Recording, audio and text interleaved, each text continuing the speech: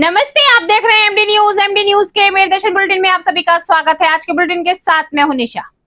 दिन भर की खबरों को स्टार्ट करने से पहले थोड़ी सी खबरों के बारे में जानकारी दे दूं।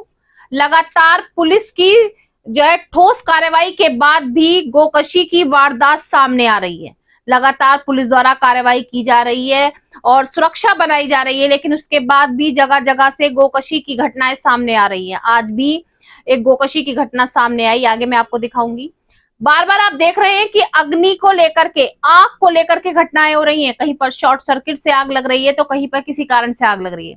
उसको लेकर के आज अग्निशमन विभाग की team Lala Lajpat Rai medical college में पहुंची। वहां पर सभी डॉक्टर्स, अधिकारियों, कर्मचारियों, छात्र छात्राओं को जागरूक किया कि यदि अचानक से आग लग जाए तो आप किस तरीके से नियमों का पालन करके बचाव कर सकते हैं।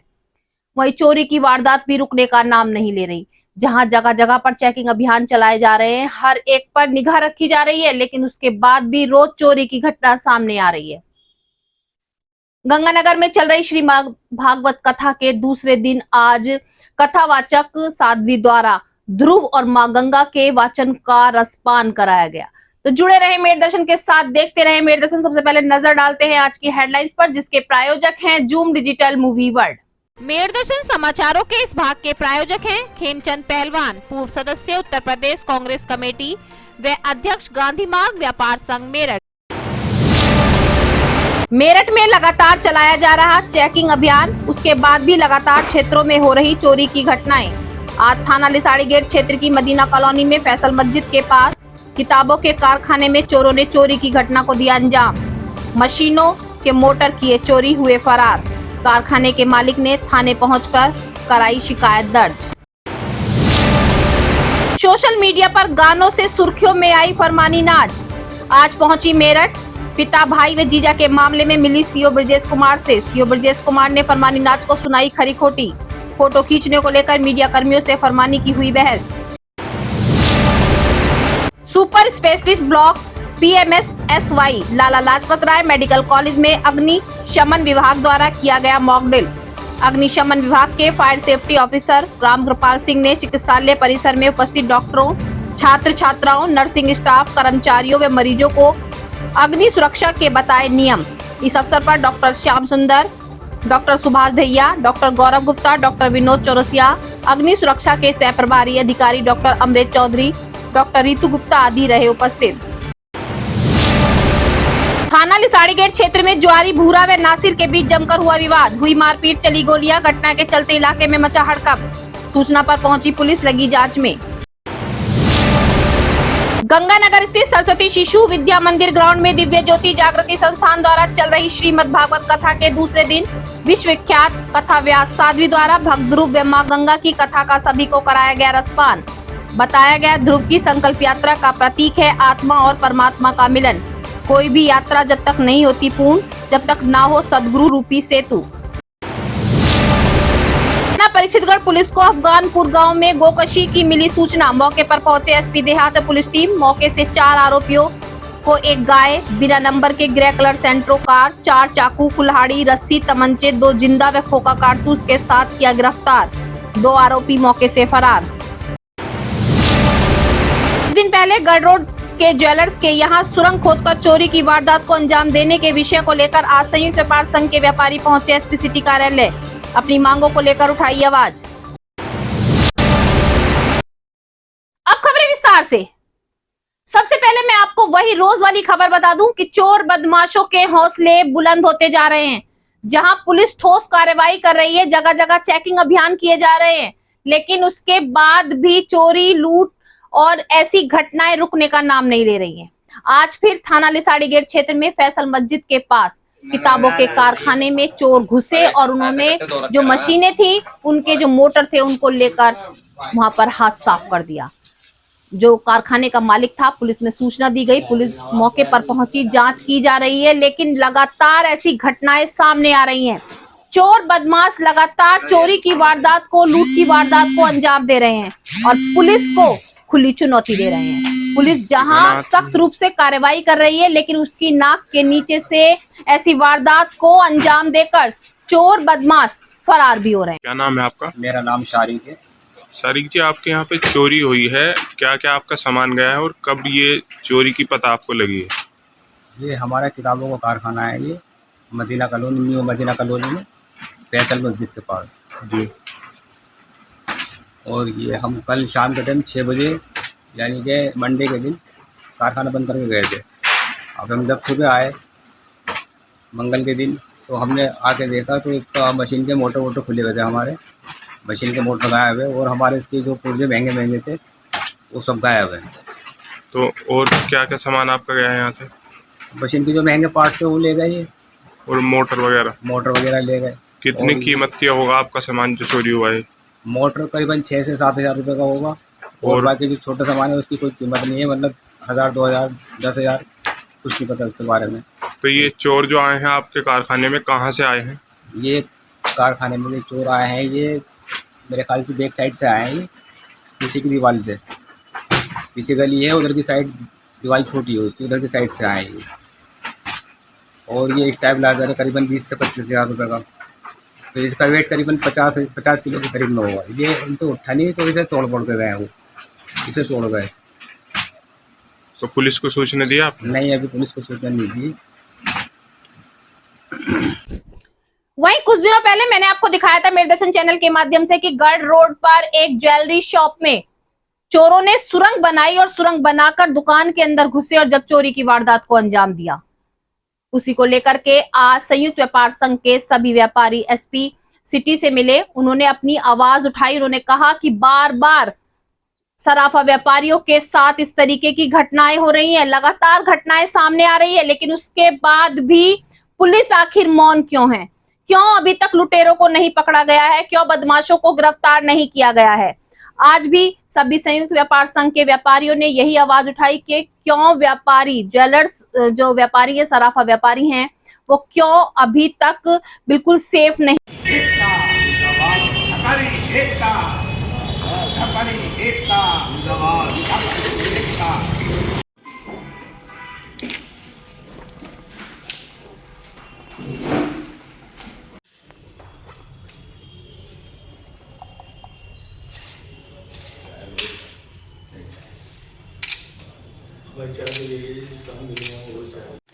और अपने सेंट्रल मंत्री हैं, नहीं, मेरा नाम पवन मित्तल ही है। कोई भी गलत कार्य हो, सभी पर रोक लगाई जा रही है। लगातार पुलिस की कार्रवाई जारी है और जहां पर भी गलत तरीके से कोई भी कार्य किया जा रहा है उस पर लगातार रोक लगाई जा रही है। आरोपियों को गिरफ्तार किया जा रहा है, क्योंकि गलत काम का गलत ही नतीजा होता है।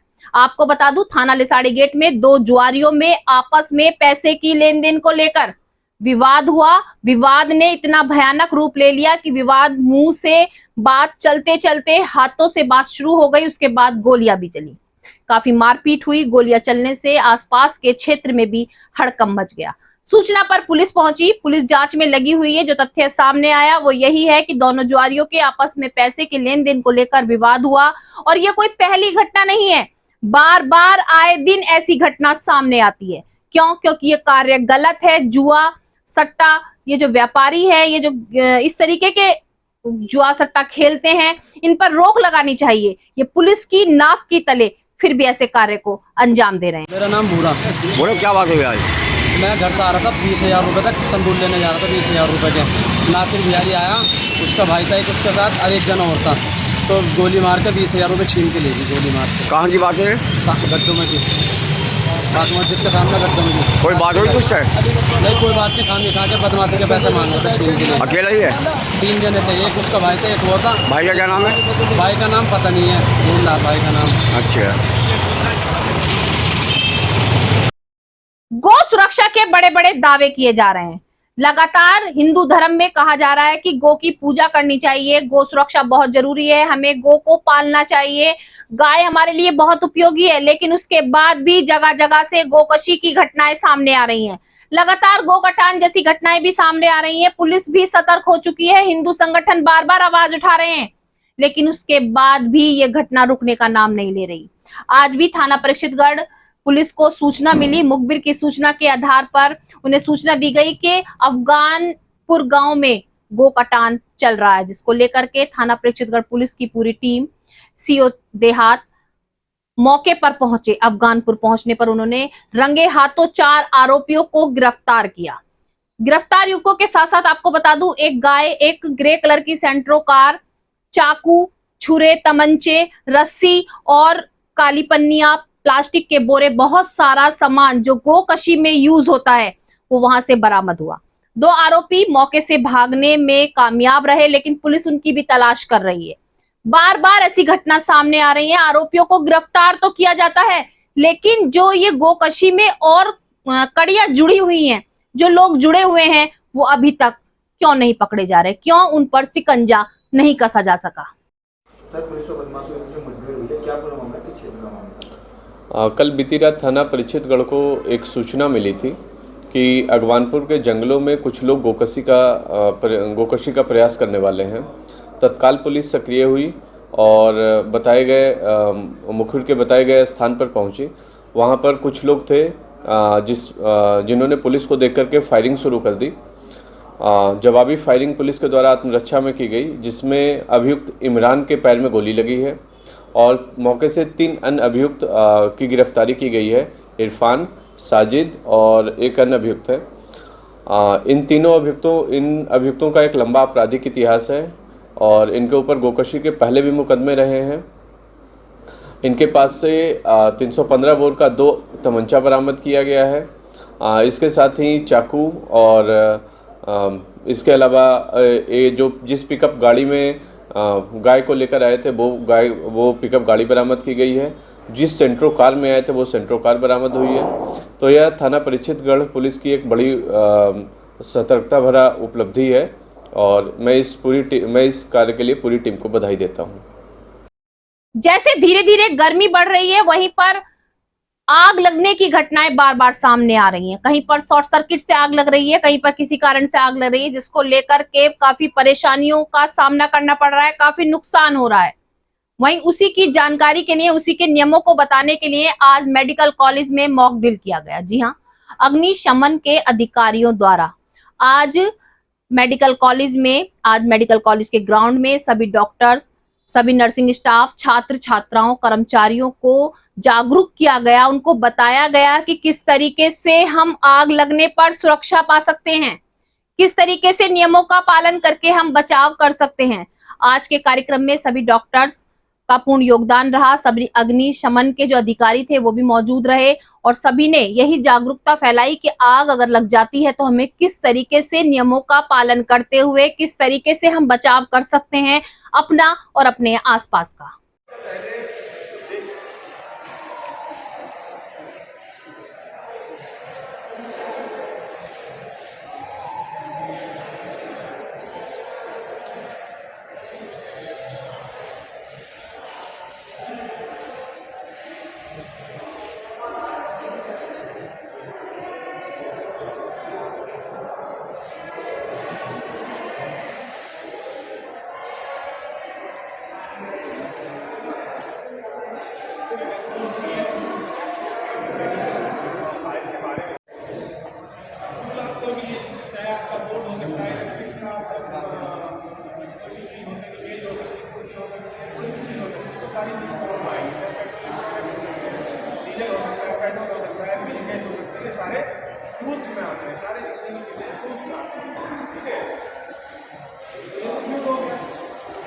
ऑक्सीजन हमारे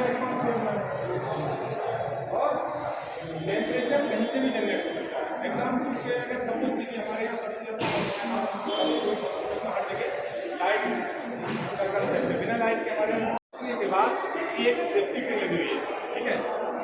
ये सेफ्टी पिन जैसे ही हमें इसको खींचेंगे ये इसका हैंडल फ्री हो जाएगा, ठीक है। जब हैंडल ये फ्री हो जाएगा, इसको चलाने का तरीका यही होगा कि इसको ये इस तरह से और इसका डायरेक्शन फायर की तरफ को और इसको प्रेस करेंगे। तो जैसे ही प्रेस करेंगे तेज इसमें पाउडर निकलेगा और बाकी ऑक्सीजन कट कर देगा और आग हो जाएगा।